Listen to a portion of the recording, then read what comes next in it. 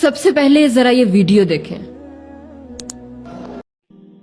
تو جو بیت رہی تھی بلال پر، ابو فقیہ پر، زنیرہ پر، جو ان پر بیت رہی تھی، جو خباب پر بیت رہی تھی، جس طرح ہلاک کیا گیا ہے حضرت سمیہ کو، حضرت یاسر کو، یہ ساری تکلیفیں انہیں بھی تھی، لیکن کیا اس کا یہ بالواسطہ ایذا محمد کے لیے نہیں تھا صلی اللہ علیہ وسلم، آپ کے ساتھی، آپ کے جانثار، لیکن آپ ان سے بھی کیا کہیں، فصبروا فصبروا فصبروا۔ جب ابو جہل بدترین ٹارچر کر رہا تھا حضرت سمیہ اور حضرت یاسر کو رضی اللہ تعالی عنہما، آپ کے علم میں ہے کیسی کیسی ٹارچر کی ہے؟ جوان بیٹے کو باندھ دیا ایک ستون کے ساتھ، اس کی نگاہوں کے سامنے برہنہ کیا ہے ماں کو،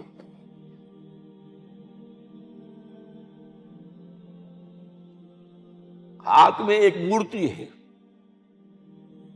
جب تنگ آ گیا، ستا کر تنگ کر کے مار مار کے حضرت سمیہ ٹس سے مس نہیں ہو رہی، کہتا ہے تم ایک دفعہ کہہ دو سمیہ کہ ہاں اس مورتی میں بھی کچھ ہے، میں تمہیں چھوڑ دوں۔ انہوں نے تھوک دیا،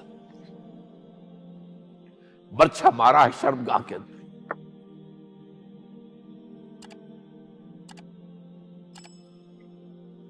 کتنی تکلیف پہنچی ہوگی ان کو، لیکن آپ گزر رہے، اصبروا یا آل یاسر فإن موعدکم الجنہ، اے یاسر کے گھر والوں صبر کرو، تمہارے استقبال کی تیاریاں ہو رہی ہیں جنت میں۔ یہ سیرت کوئی بناتا سناتا ہے، یہ سیرت۔ یاسر کے ساتھ کیا کیا ہے؟ 4 اونٹ نر سانڈ، اور ان کے ساتھ رسے باندھ کر ایک رسے سے ان کا ایک بازو باندھا، ایک سے دوسرا بازو، ایک سے ایک ٹانگ، دوسرے سے دوسری ٹانگ، انہیں دوڑایا ہے کہ پرکھتے ہو جیسے قسم کے۔ یہ دین ایسے ہی قائم نہیں ہوا، عدل و انصاف کا نظام ٹھنڈے ٹھنڈے قائم نہیں ہوتا، گھر میں آرام سے بیٹھے ہوئے قائم نہیں ہوتا۔ اور سنیے، 3 برس شیب بنی ہاشم کے اندر قید ہے، 3 برس ٹوٹل بائیکاٹ، ایک گھاٹی، ادھر پہاڑ ادھر پہاڑ، دونوں طرف جو ہے پہرے، کوئی کھانے پینے کی چیز اندر نہیں جائے گی، اور پورا خاندان بنی ہاشم، وہ بھی کہ جو ایمان نہیں لائے، وہ قبائلی زندگی تھی نا۔ بنو ہاشم چونکہ حضور کو پشت پناہی چھوڑنے کو تیار نہیں ہوئے، ابو طالب نے آخری وقت تک بھی ساتھ نہیں چھوڑا۔ ہاں، آخری وقت کے قریب ایک بات ہو گئی تھی، ایک مرتبہ تو ہوا کہ وفد آیا ہے قریش کا کہ اپنے بھتیجے کو روک لو، وہ ہمارے معبودوں کی توہین کرتا ہے۔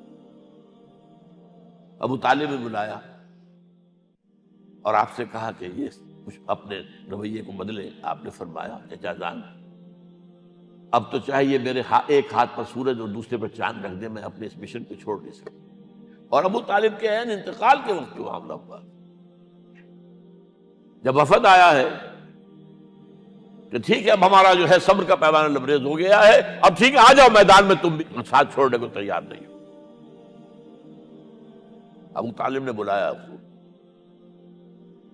بھتیجے مجھ پر اتنا بوجھ نہ ڈالو جو میں برداشت نہ کر سکوں۔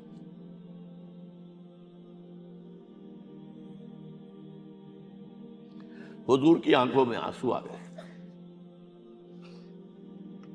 چچا جان، اب تو یا یہ بات پوری ہوگی یا میں اپنے آپ کو ختم کر دوں، اسی میں ختم ہو جائے۔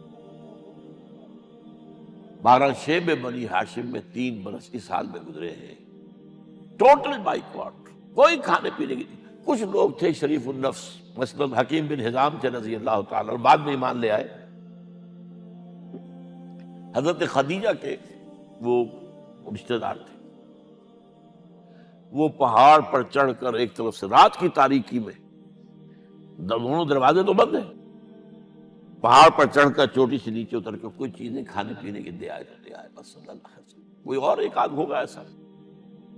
یہاں تک نوبت آئی ہے کہ بنی ہاشم کے یہ پھول جیسے بچے معصوم بھوک سے بلبلا رہے ہیں اور اس کے سوا کچھ نہیں ہے کہ سوکھے چمڑے ابال کر اس کا پانی ان کے حلق میں ٹپکا دیا جائے۔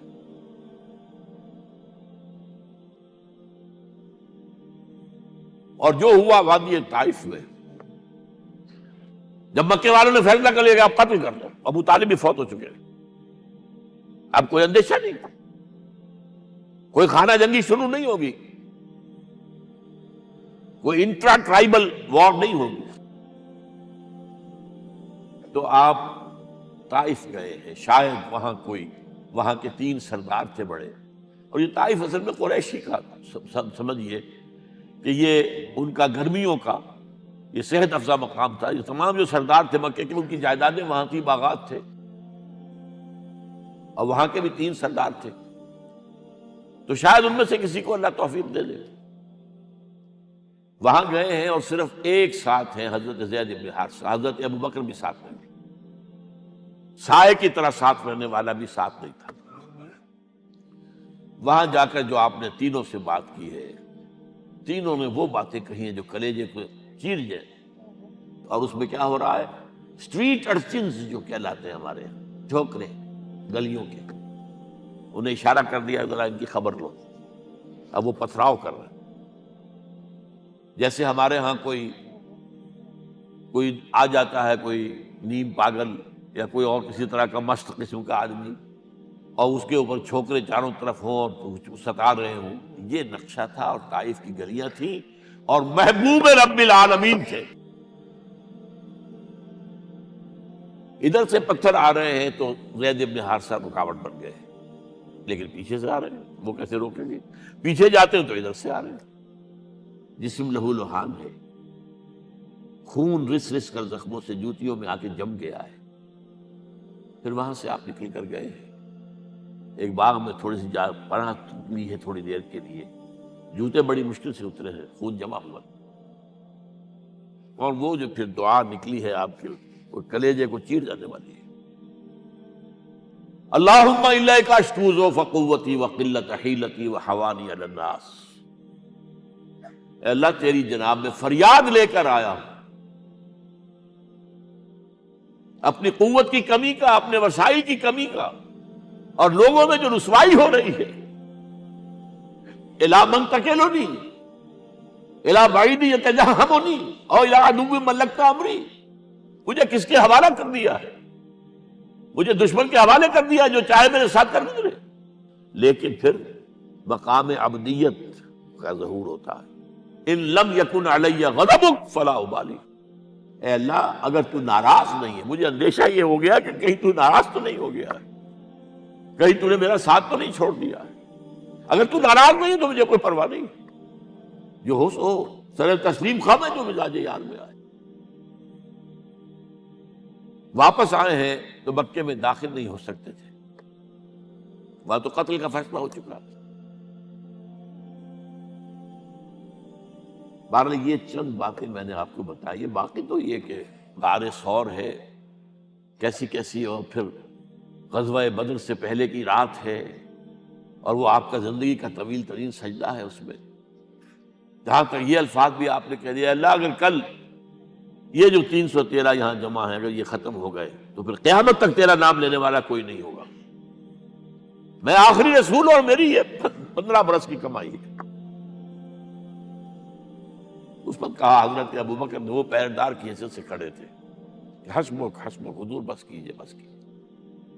بہرحال بدر ہے، احد ہے، زخمی ہوئے ہیں، دندان مبارک شہید ہوئے ہیں، خون اتنا بہا ہے کہ بے ہوش ہو گئے ہیں، اور خبر اڑ گئی ہے کہ آپ شہید ہو گئے۔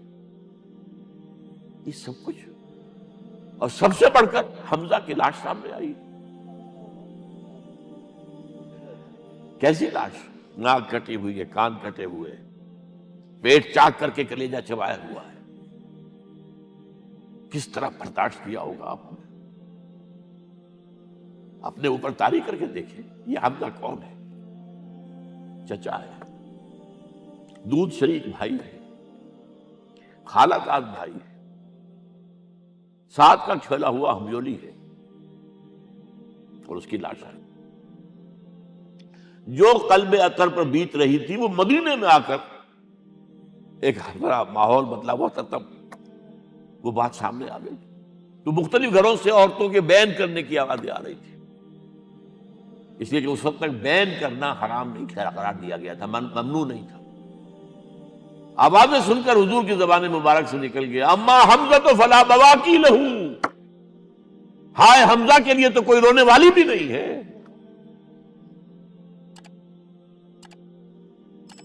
اس پر پھر صحابہ نے، انصار نے اپنے ہاں کی خواتین کو حضرت صفیہ کے یہاں بھیجا، وہ سگی بہن تھی، وہاں انہوں نے جا کے بھی تعزیت کی بہن کی۔ غزوہ احزاب کا آپ نے سن لیا، اسوہ رسول پر نہ معلوم کیا کیا باتیں لوگوں میں مشہور ہو گئی۔ وہ اسوہ کیا تھا؟ جب خندق کھودنے کا فیصلہ ہوا ہے تو خندق کھود رہی ہے، حضور بھی لگے ہوئے ہیں، بھاری بھاری پتھر اٹھا کر کندھے پر لا کر باہر پھینک رہے ہیں، پتھریلی زمین تھی، ایک پتھر کسی سے ٹوٹا نہیں تھا، تو حضور نے جو ہے 3 دفعہ جو اس کے اوپر ضرب لگائی تب ٹوٹا ہے۔ لیکن یہ کہ کئی دن کے فاقے ہو چکے تھے، کھانے کو کچھ نہیں، پورا محاصرہ تھا، 12,000 کا لشکر گھیرے ہوئے، یہاں تک کہ آپ کو معلوم ہے کہ گھروں کے اندر بیت الخلا تو نہیں ہوتے، باہر جاتے تھے قضاء، اس کا کوئی امکان نہیں۔ شدید ترین آزمائش جو ہوئی ہے اس کا نتیجہ ایک طرف یہ نکلا کہ منافقین کا نفاق ان کی زبانوں پر آ گیا۔ قرآن مجید میں ہے یہ انہی آیات میں، ما وعدنا اللہ ورسولہ الا غرورا، ہمیں تو اللہ اور اس کے رسول نے دھوکہ دے کے مروا دیا۔ ہم سے کہا تھا کہ قیصر و کسریٰ کے خزانے تمہارے قدموں میں آئیں گے، اور حال یہ ہے کہ اب رفع حاجت کے لیے باہر نہیں جا سکتے، کھانے کو کچھ نہیں۔ اس وقت کچھ صحابہ آئے ہیں حضور صلی اللہ علیہ وسلم سے، دیکھیے فاقے سے کمر دوہری ہوئی جا رہی ہے، ہم نے اپنے پیٹوں پر پتھر باندھے، چادروں کے ساتھ پتھروں کسا ہوا تاکہ کمر سیدھی رہے۔ حضور نے اپنا کرتا مبارک اٹھا کر دکھایا، 2 پتھر میں، یہ ہے اسوہ، یہ ہے آپ کی سنت، آپ کا اسوہ حسنہ۔ لیکن اس اسوہ حسنہ سے فائدہ کون اٹھا سکتا ہے؟ لقد کان لکم فی رسول اللہ اسوۃ حسنۃ لمن کان یرجو اللہ والیوم الآخر وذکر اللہ کثیرا۔ اسوہ تو اپنی جگہ ہے، قرآن میں ہدایت سب کے لیے، ھدی للناس، لیکن فائدہ اٹھائیں گے صرف متقین، ھدی للمتقین، ہے سب کے لیے، اسوہ سب کے لیے ہے، لیکن استفادہ وہی کر سکے گا جو 3 شرطیں پوری کرے: اللہ اور یوم آخر پر ایمان، اور اللہ کا ذکر کثرت کے ساتھ۔